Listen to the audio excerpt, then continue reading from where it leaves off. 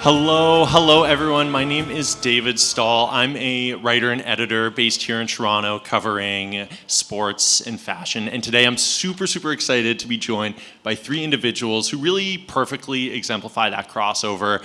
But before we get started, I know there's a lot going on with the World Cup right now, a lot of noise, a lot of events to go to. So I just want to give a quick shout out to everyone who showed out, whether it was the launch last week, whether you waited in line for the collection or came out tonight. We really appreciate you spending a little bit of time with us during such a crazy time. So thank you for coming. Give yourselves a hand. I appreciate everyone being here tonight. I think it's safe to say that this is by far the biggest moment in the history of Canadian soccer.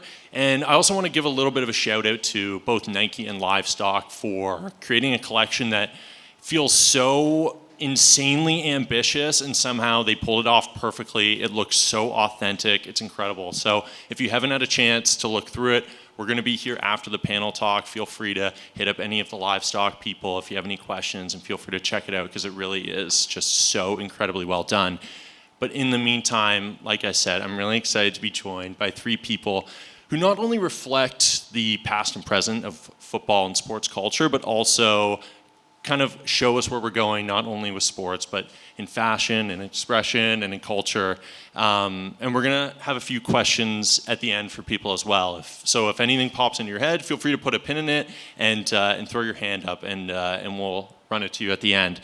But now, without further ado, I want to introduce each guest. So as I say their name, show them some love, give them a round of applause. I'll tell you a little bit about them and their background, and then we'll introduce people one by one. So first, Nikki Small. Give up. As captain of AFC Toronto, a member of the Jamaican women's national team, and founder of the Small Foundation, Nikki's built a career around leadership, accessibility, and creating opportunities for the next gen of athletes. And next up, please give it up for Paul Labonté. Paul has spent 30 years helping some of the world's leading brands navigate the intersection of culture, sport, and fashion within media. His work spans branding, editorial, and advertising, and has resulted in countless iconic campaigns fueled by photography and creative direction. And lastly, please give it up for Violet Jane.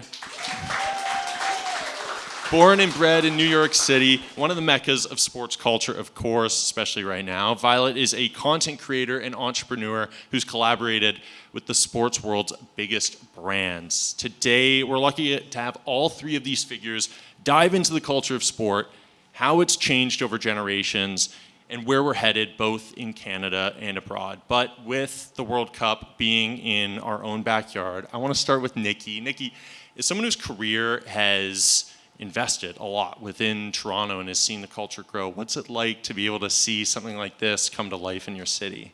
Honestly, it's beautiful to see. Like, seeing all the different nations come together in Canada is very special and beautiful. And I think BMO Field has never been so packed. I've never seen it so packed in my life. And yeah, I'm excited. I'm excited for when the knockout stage comes here, because I know that's going to be very exciting.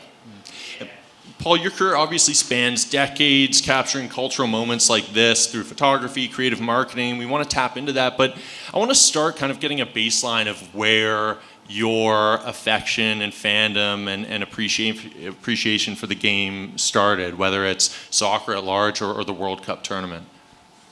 Can you hear me? Yeah. Okay. Awesome. I was in France in '98 in Paris. When France won the World Cup, and that was my first World Cup experience, but I wasn't really a soccer fan yet. And then in my early 30s, I stopped playing basketball, and I decided to humble myself by joining a soccer team with people who had been playing for their entire lives, which was quite humbling, and that's how I fell in love with the sport. And Violet, again, you're sort of looking at it from the point of view of creators who are like documenting the experience within these cities. But again, like, to give it a bit of a personal POV, I know you have a history with the sport as well. I'm curious, what were some of the first seeds planted that allowed you to fall in love with the game and then obviously grow into helping to grow it today? Yeah.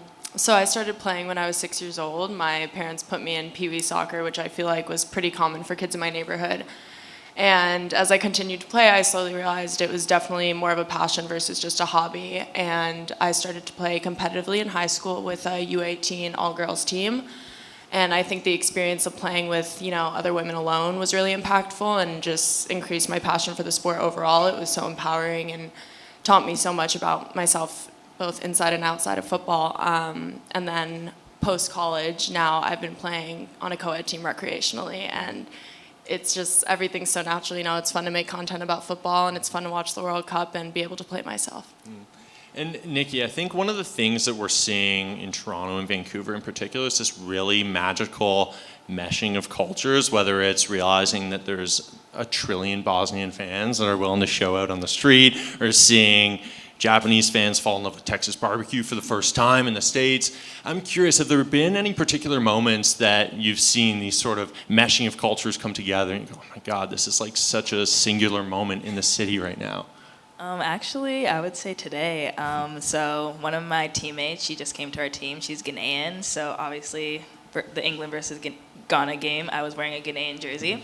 And I was on the subway, we were going to Fan Fest, and so I was in my own world with my AirPods on the subway, and somebody tapped me. They're like, the game starts in 2 minutes, like, are you ready? I'm like, oh my God, she's Ghanaian, I'm just supporting her. So, like, just to see, like, people tap people when they're not even, like, watching, or, just to see that I was wearing the jersey and she felt so comfortable to come up to me, I thought that was really special as well. And we talked about kind of the notion of why this collab feels so authentic, and part of it is it's so deeply rooted, not only in Canadian soccer culture, but like spanning the globe. Paul is someone who has been tasked throughout their career of sort of bridging the gap between culture and commerce. We see a lot of noise in Toronto and Vancouver right now. Every brand is trying to shoehorn their way into the tournament and capitalize off of this moment. For you, what are some of the main considerations when you're a brand looking to connect with a culture like this that have to be accounted for and to make it feel real for fans? I think there really needs to be a fit that, I guess the word authentic is what we would use. But there has to be a fit between the brand, the product, and, in this case, like the teams. And I think what Nike's done really well on this particular World Cup is having 7 different stories tailored to 7 different nations, and actually working with those teams has made it like a way more authentic kind of, I don't know, like it feels way more authentic. It's a home run. And from a creator standpoint, Violet, like when you're seeing this probably more than most in New York especially, right? And it's like that constant output of both cultural moments and a constant capitalization off of them. From a creator standpoint, what makes something feel real to you? What makes you connect with a moment that a brand's having? Be like, okay, I can take this and turn it into something real. I completely agree that authenticity is key, and I think it's a matter of, brands having a pulse on what's going on in the world, whether that's socially or politically, understanding that, there's a deep synergy between what brands are producing and putting out and what creators and, people alike want to see. And so just knowing what consumers want and need at the moment, I think is key. I think what I love about your career too, Paul, is like you've managed to do these, like bridge these gaps between culture and commerce on like the grandest scale with some really big brands, but also with this really neat niche micro communities as well. I'm curious if there's been a project from your career where you feel you really nailed in capturing a cultural moment, big or small. The one that, it's not like a shoe release or a clothing brand release. The thing I'm probably most proud of is the coffee shop that I go to in Montreal was a sports bar since the 1970s. And pre-MLS, there was a semi-pro soccer league in Ontario and Quebec. And the owner of the cafe in the 70s owned one of the semi-pro soccer teams. And I've gotten to relaunch that soccer team and make kits for it and do all the things that you would do for like a pro soccer team, but for like an actual like Italian sports bar. So that's the thing that I guess floats my boat. But for those who might be familiar, because it's a pretty iconic cafe in Montreal, who have Who have you done that work for? Oh, it's a cafe called Cafe Olympico on St. Viator Street, and the soccer team was called Superga. It started in 1968, and just to give you a grasp on what kind of money was put behind this team, the owner of Cafe Olympico in the 70s had 5 restaurants, and he would fly in pro soccer players from Italy to work in his restaurants as waiters. And we found boxes from like 79 to 81 where his field fees were upwards of $150,000 with like full branded tracksuits and actual Copa Mondials branded Superga. So it's not an MLS team, it's not a CFL football team or a big brand like Nike, but of all the projects I've gotten to do, that's kind of like where I've gotten to apply like all the big product things that I've learned at other companies for this little cafe. And it's sort of a neat representation of what the culture of sport actually is, because I think a lot of people see the World Cup come to Toronto and go, oh my God, like this is the origin of football culture happening in Toronto. And you look at Montreal, there are those seeds planted decades ago. Same with here in Toronto. Like there's been a culture, and now we're getting a chance to see the spotlight put on it. Nikki, as someone who again like has known this culture for far longer than people who are just getting to tap in now, have you seen it evolve throughout the early part of your career or your upbringing? Sort of these seeds now come to fruition.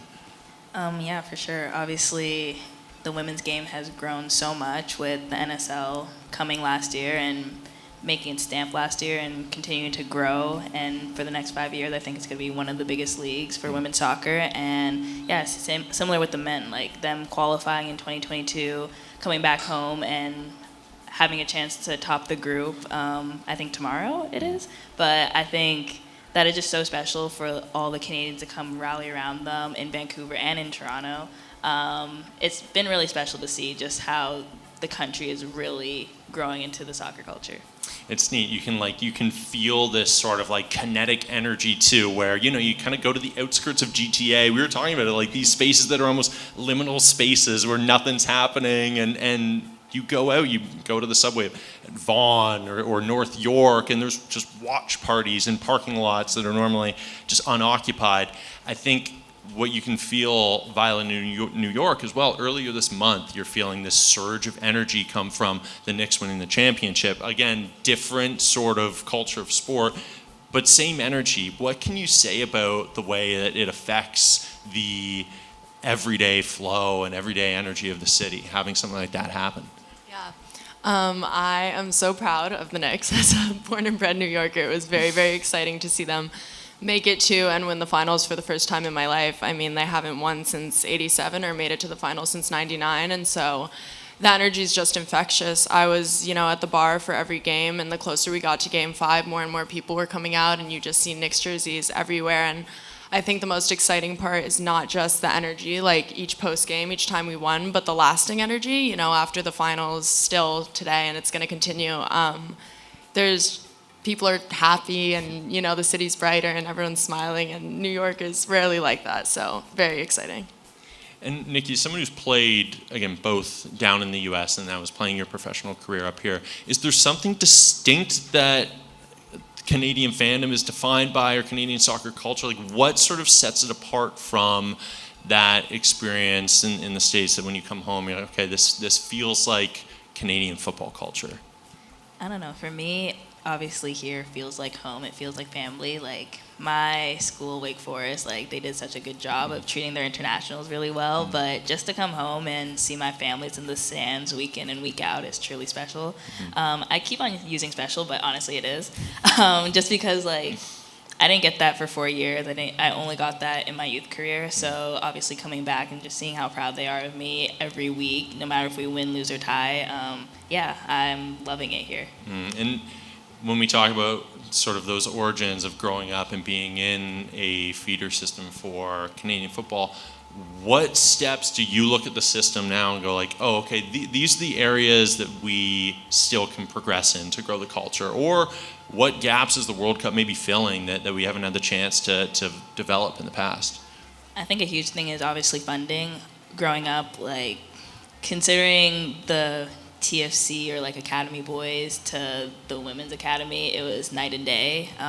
We just didn't have the resources that they had, and obviously a lot of us did make it far just off of like pure talent, desire, and luck. But I think with now how the women's game is growing, funding could definitely be provided for them, and I think it'll make their pathway a lot easier in the future. And when we talk about developing that culture, obviously you touched on Cafe Olympico, Paul. I'm curious if you can touch on a little bit of what you've done to help build Montreal's football culture when it comes to the Montreal Impact as well, what that role looks like, and what gaps you were trying to fill. I guess a few years ago, pre-COVID, I became co-creative director of the MLS team, the Montreal Impact, and I actually was there bridging the team transferring names. So I was the co-creative director of the Montreal Impact and CF Montreal.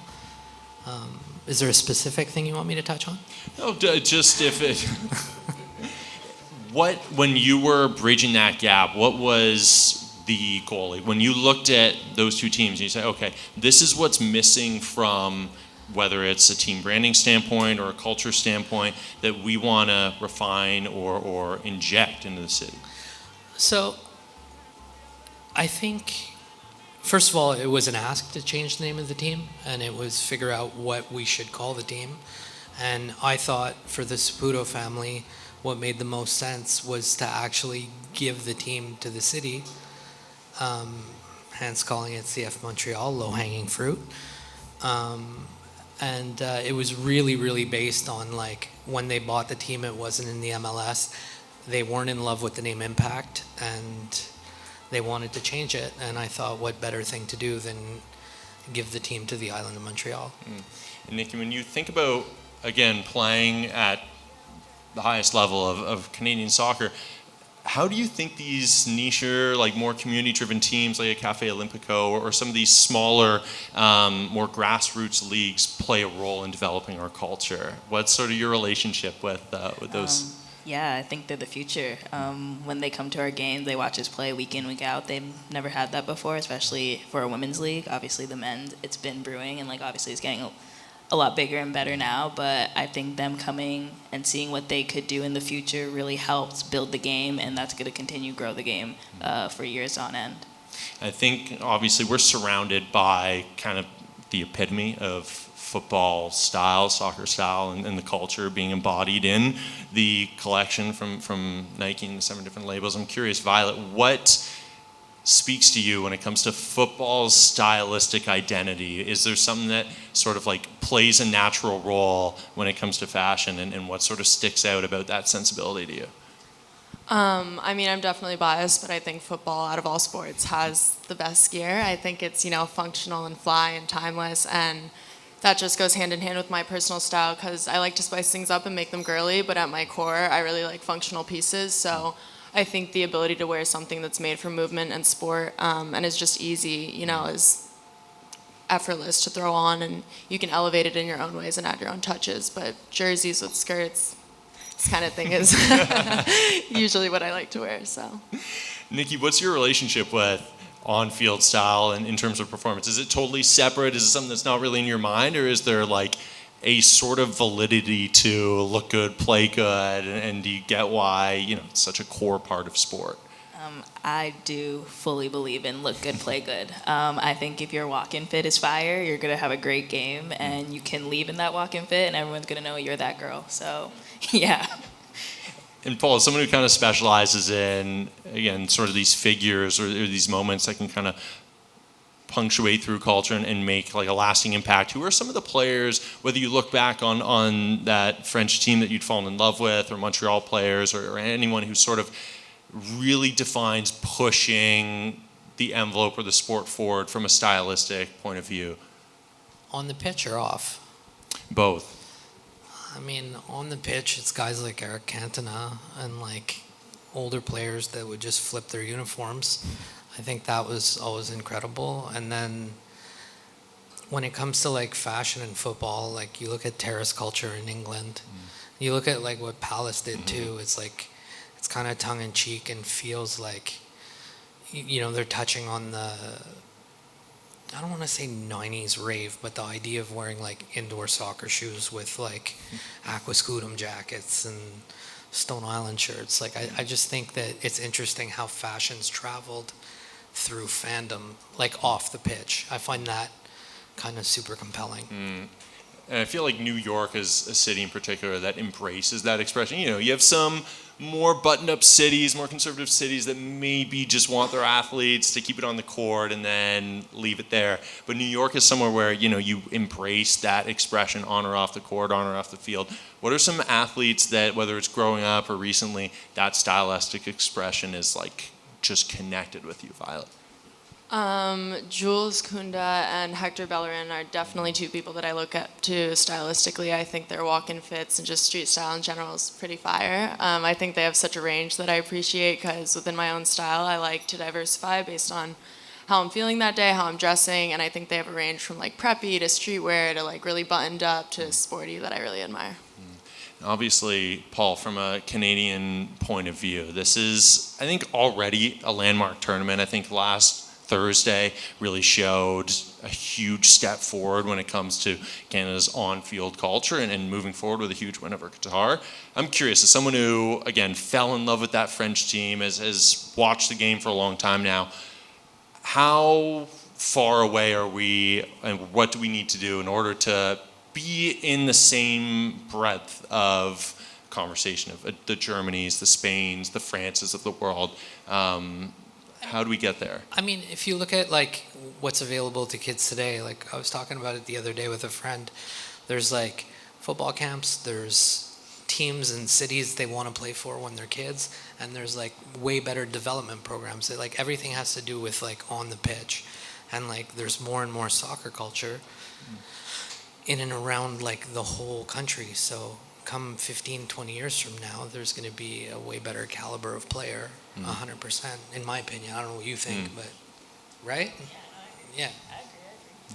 And Nikki, now, obviously, I feel like we've kind of dubbed this the era of player empowerment from a few different points of view, whether it's the way that contracts are structured or the ways that athletes are kind of able to take hold of their own agency when it comes to controlling their narrative through social media, through things like the Players Tribune, etc. I'm curious, we saw Cape Verde's goalie completely change his life and go from, you know, sort of this unknown entity. He plays out of his mind against Spain. All of a sudden, he's one of the most famous athletes on the planet for 24 hours. What's your relationship with seeing the platform that something like the World Cup gives players and how maybe some of these smaller countries are able to leverage it into something else entirely for themselves? Yeah, like that's the beauty of soccer. It's the world game. Everyone watches, and I think, especially against Spain, like having a performance like that at 40 years old, like that's impressive. That's really impressive. And I heard some fact that they found him on LinkedIn too, which was really funny. But yeah, that's the beauty of soccer. No matter what age, what country you're from, if you're a good soccer player, you're a good soccer player, and the world's gonna notice, especially when you play on that big stage. And Violet, it's funny, like a lot of athletes are now kind of almost borrowing the blueprint of a career that you've built out in terms of, okay, I can take this platform that I have in my pocket and I can continue to level it up and leverage it, whether it's for brand deals or kind of building out their own personality online. What's your relationship with seeing athletes kind of take their story into their own hands? I love it. I think it's great not only for them, but I think it sends a great message in terms of authenticity and reminding us that, you know, these top athletes are humans at the end of the day. And I think it creates, you know, it makes the story around football even that more personal because we can all relate on a human level. And I think it's interesting how much like we idolize top athletes as we should, but I think it gives it a little more perspective and allows you to feel more connected, you know, on top of being fantastic at what they do.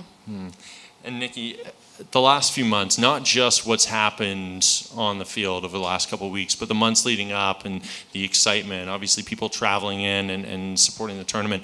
How much hope does it give you for the future of what the culture of sport looks like in Canada? I give it a lot of hope just because the amount of preparation Canada has done for the World Cup. I haven't seen that. Even going through Union Station, it was so organized of where I needed to go to FanFest. I've never seen that before. They've been so nice. The security has been so nice. I'm like, that's so telling just because, one, BMO Field looked great. Like, they've done such a good job with the grass, like, playing on it and then actually seeing it on TV. It's beautiful. Just to see the stands filled up again. All the facilities that they have for the World Cup teams to train on. We actually got the privilege to test one out before any of the teams came on, and the grass was really nice. And I think that level of like dedication and sophistication they've put into this just shows how much we care and continue to care to grow the soccer culture. Now I want to carve out time if anyone in the audience has any questions, but before we get to that and get ready to let our panelists go, I want to ask each of you if you were able to describe World Cup culture and what you believe that means to you manifested in this tournament, in this city. What's the one word you would use to describe it? And Nikki, unfortunately, we'll start with you. Okay, I would say electric. It's very electric in the city, just seeing all the different colors, cultures, nations just come together as one. It's exciting. Violet? I would say united. Paul?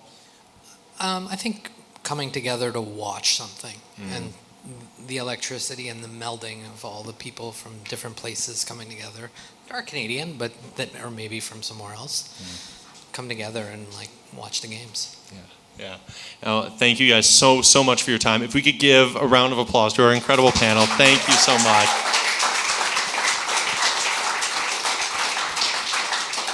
And if there's anything that was left untouched, if you have any questions for our panelists, feel free to throw your hand up and we can send you a mic.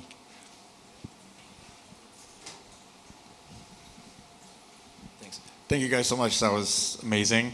I want to know how you guys feel about traditional media versus like new media and the impact that that's having on soccer culture. Because it's like before, you could really only know about soccer because you like watch it on TV, and even like going back earlier, it was even rare, right? Like I was reading the Derby mag and reading stories about how people had to get newspaper clippings to know what Team Canada women's team was going on or the men's team. Do you feel that new media is having a larger impact on football, or traditional media finally paying a lot more attention to it? For example, like in Canada, we're a hockey nation. Right, so you can watch all of our sports channels and you're gonna get 50% news about hockey, and then like it gets pieced up afterwards, like 10% for basketball, 10% for baseball, a little bit for soccer and stuff like that. And even in the States, right, it's like baseball, basketball, football, right? So which one do you guys feel is having the most impact now on soccer culture? I think new media is really interesting because overall in life you just know so much more about different people. But I think when it comes to sports specifically, as a football fan, part of what draws me in so much is knowing the players' personalities and kind of what they're like. And I think when there's more content, especially when it's in the hands of these players, even on, you know, personal social medias, and just seeing how the teams interact behind closed doors, I think it, you know, grabs your heart that much more, and it's so much more interesting because when they're on the pitch, you know these little facts about them, or maybe what they were doing the day before or to prep, and I find that really fun and engaging. I like the opportunity for like long form podcasts and seeing older players and younger players like actually come together and talk about their experience. I think that's something that mainstream media can't give us. Of course, you have to be your own editor for that. And then when it comes to like Reels or TikTok or any of that stuff, like just seeing like all the like ball handling stuff and all the things that younger people are doing that aren't pros. There's like some really incredible things happening. I agree with both.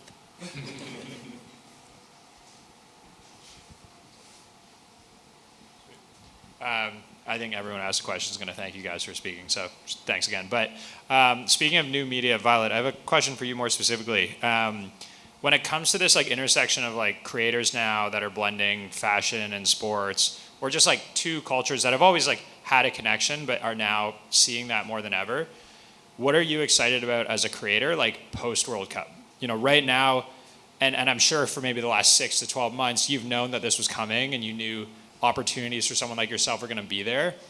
How do you kind of continue past that as a creator that will continue kind of this narrative even knowing that the soccer narrative will generally die down a little bit more than it has been for the last year?